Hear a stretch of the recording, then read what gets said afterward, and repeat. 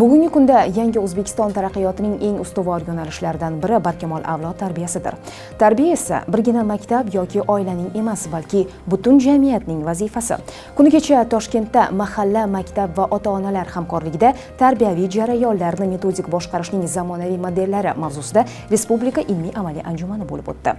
Navbatdagi lavhamizda mazkur anjuman mazmuni mohiyati, uning tarixiy ildizlari va bugungi ahamiyati haqida so'z yuritamiz. O'zbek jamiyati tarixiga nazar tashlasak, tarbiya masalasi azaldan oila, mahalla va ustozlar zimmasiga yuklatilgan.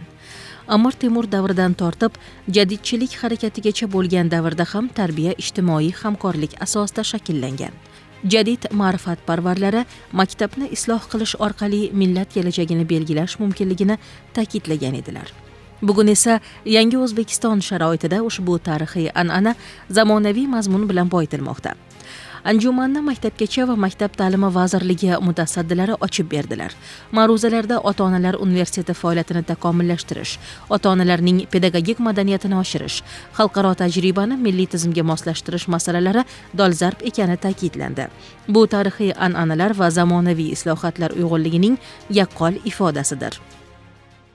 Bu juda ham bir maqsadli konferensiya bo'ldi.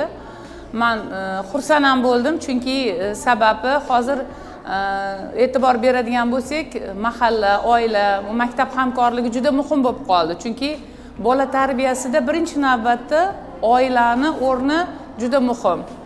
Ya'ni oilalarimiz tinch, barqaror bo'lsa, u yerda sog'lom muhit bo'ladigan bo'lsa, bizani ham farzandlarni o'qitishga, ularga ilm berishda bizada ham bunaqa mashaqqatlar bo'lmaydi.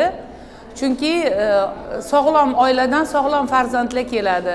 Bugungi kunda shaxsga yo'naltirilgan tarbiyani tashkil etishda innovatsion yondashuvlar, raqamli ta'lim imkoniyatlari va birgalikda yaratish pedagogikasi mexanizmlari joriy etilishi zarur. Bu qarashlar tarixiy nuqtai nazardan ham asoslidir. Chunki o'zbek jamiyatida tarbiya jamoaviy mas'uliyat sifatida qaralgan.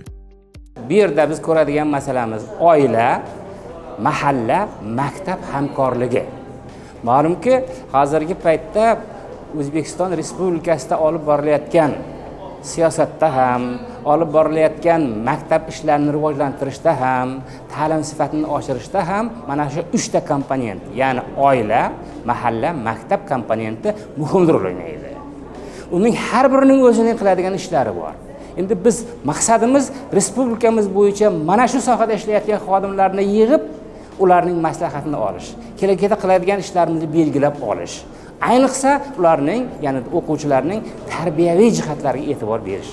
O'ylaymizki, bu yerda o'sha professor o'qituvchilarimiz o'zlarining fikrlari bilan, mahalla oqsoqollari o'zlarining fikrlari bilan, yaxshi bag'ri keng oilalar o'zlarining fikrlari bilan bizlar bilan o'rtoqlashadi. Biz ulardan kerakli fikrlarni qilamiz, kerakli xulosalarni olamiz va turli xil kitoblar yozamiz, turli xil metodikalar, ya'ni qo'llanmalar yaratish rejalarimiz bor.